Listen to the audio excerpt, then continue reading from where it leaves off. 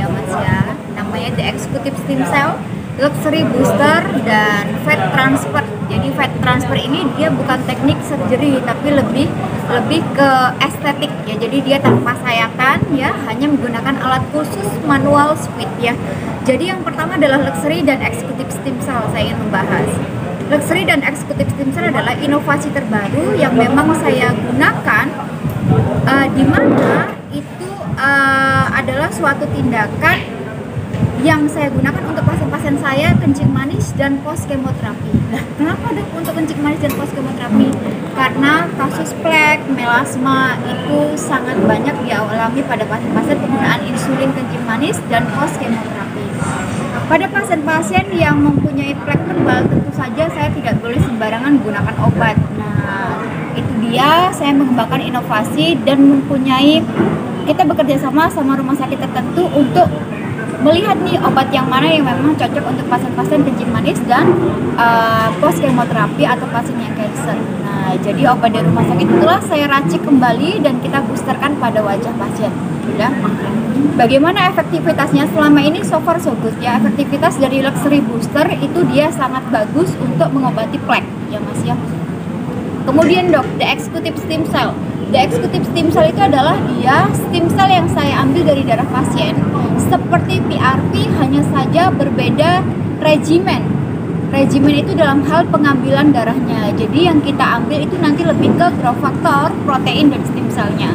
Tujuan The Executive Stem Cell adalah digunakan pada pasien-pasien yang sudah 40 atau 35 tahun ke atas yang sedang atau tidak mempunyai penyakit. Ya, jadi pada pasien kencing manis pun dia aman. Kenapa aman Dok? Karena berasal dari tubuh pasien kembali ke tubuh pasien sendiri. The Executive Stem Cell lebih ke anti-aging, ya. Luxury lebih ke whitening dan plaque. Executive Stem Cell itu biasanya digunakan untuk kerutan wajah, ya, kantong mata pasien, smile pasien, ya, kerutan halus, keriput seperti itu. Nah, kemudian Fat Transfer Nano. Fat Transfer Nano ini adalah dia autologous di mana pengganti filler. Jadi pada pasien-pasien yang kencing manis, saya mengambil atau menyuntikkannya dari lemak pasien sendiri, yaitu lemak perut. Saya bikin namanya nanofat atau mikrofat yang kita akan suntikkan ke kantong mata, smile, pipi, jawline seperti itu. Jadi pengganti filler. Pada kasus-kasus tertentu tidak boleh kita menggunakan filler pada pasien-pasien yang sedang berobat kencing manis dan post kemoterapi seperti itu. Tapi ada efek sampingnya nggak sih Dok dalam Efek sampingnya itu sangat minimal ya. Downtime-nya atau setelah tindakan itu ya bengkak normal, artinya 1-2 hari udah hilang ya. Tetapi pada pasien-pasien pada kasus atau penggunaan The Executive Stem Cell, downtime-nya hanya 30 menit. Nah, itu trial ini berapa lama sih? Risetnya seperti berapa lama sampai sebenarnya Mas, itu tuh sudah saya sebelum melakukan pengambilan formula, saya membaca jurnal. Nah, kita baca jurnal, kita lakukan pada diri saya sendiri, pada orang normal tentunya, kemudian pada kasus plek yang tidak mempunyai penyakit, kemudian pada orang-orang yang sedang menggunakan insulin, dan pada pasien kencing manis yang tidak terkontrol, artinya pada pasien-pasien yang tidak pernah minum obat ya. Apa hasilnya? Semuanya efektif dan tidak menimbulkan efek samping, bengkak yang terlalu berlebihan ataupun abses pada pasien tersebut. Seperti itu. Dok, tadi di acara ini apa Dok yang dibahas? Sama, kita membahas tentang inovasi terbaru. Kenapa? Karena sekarang lebih mengembangkan tentang autologous. Jadi bagaimana dari tubuh kita kembali ke tubuh kita. Jadi lebih kayak ke teknologi Mas ya. Jadi kita menciptakan sesuatu yang aman untuk pasien. Ingat, yang aman untuk pasien. Kenapa dokter ke autologous aman? Karena tidak mungkin seseorang alergi terhadap dirinya sendiri, sel dirinya sendiri. Dan bagaimanapun kita sebagai seorang dokter ada sialnya. Jadi saat kita lakukan autologous stem cell, dokternya salah menyuntikkan, resiko nekrosis, granuloma itu rendah. Nah, seperti itu. Itu yang saya kembangkan saat ini. Menyikapi kemarin ini kan banyak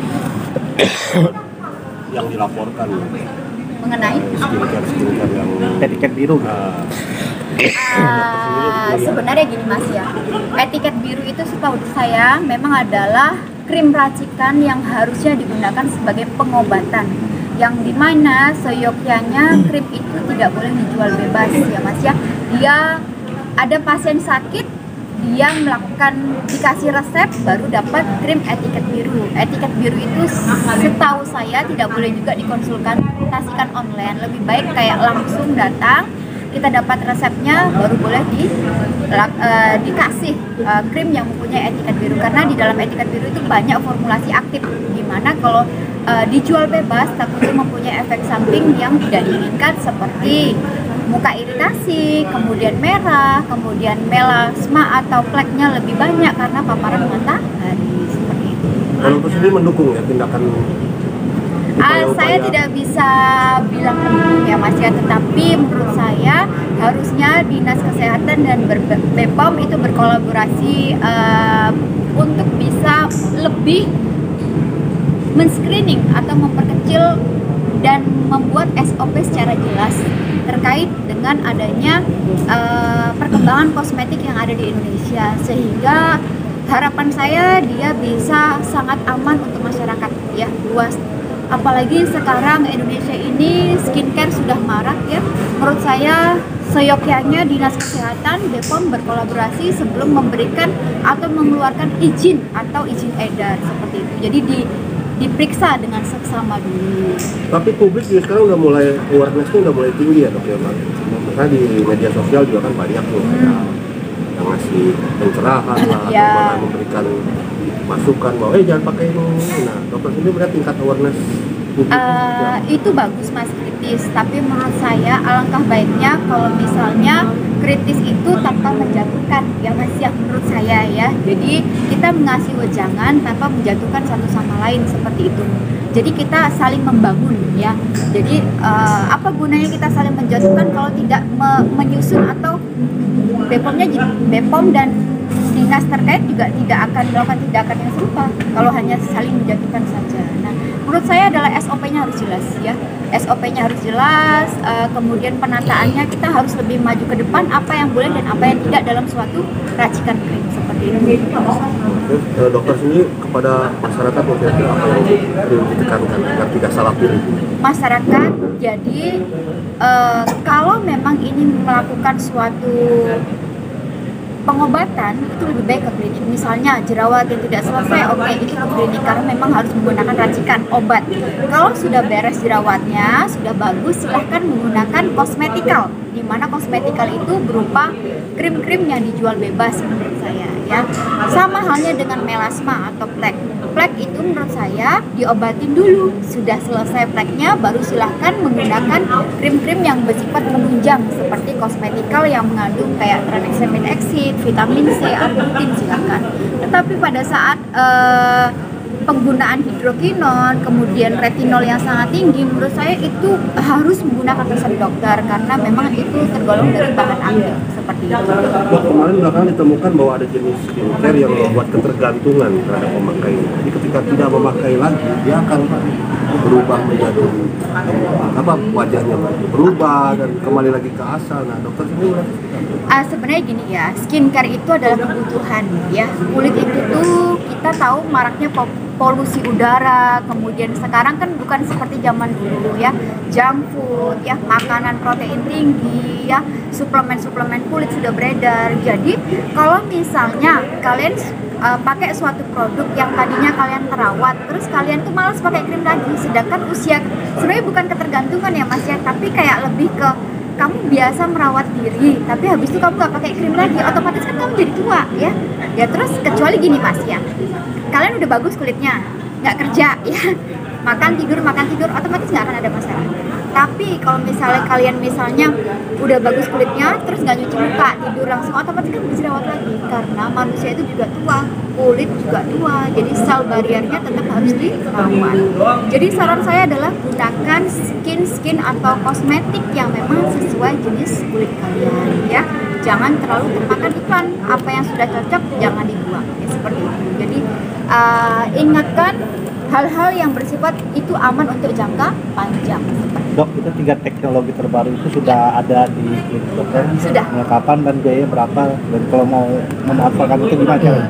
Oke, jadi The Executive Stem Cell Luxury Booster Nano Fat Grafting atau Nano Fat Transfer itu dia mulai dari 5 juta sampai 20 juta tergantung dari dosis yang diinginkan pasien dan bagaimana tingkat keparahan yang memang terjadi pada pasien tersebut ya.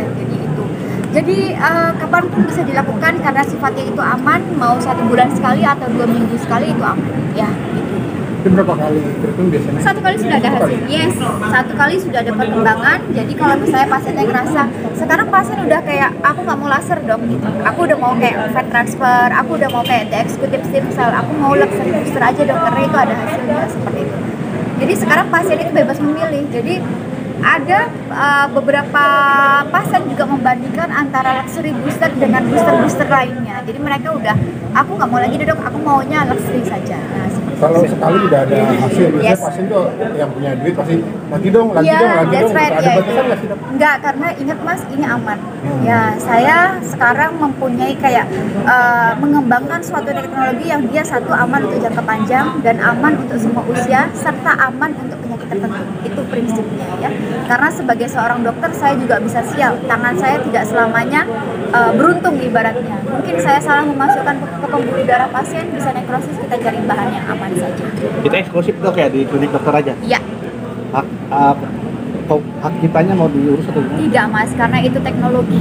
Tidak bisa kita menciptakan hak cipta di situ ya. Beda kayak krim ya. Jadi kalau teknologi atau apa itu nggak bisa. Karena saya lebih kayak, sebenarnya itu adalah saya mempelajari di luar negeri, tetapi teknologi itu tuh sebenarnya udah ada di Indonesia. Itu kayak kita mengembangkan alat laboratorium mas. Mungkin membawa dari luar ke Indonesia. No mas. Jadi sebenarnya saya tuh belajar di Indonesia, di luar negeri, regimennya itu pakai apa? Nah ternyata di Indonesia ada.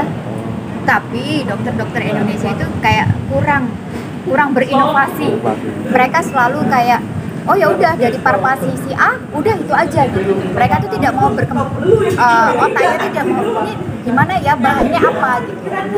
Lebih ke situ. Inovasi itu tidak, menurut saya tidak bisa dihak ciptakan ya, kecuali merek dia mas ya.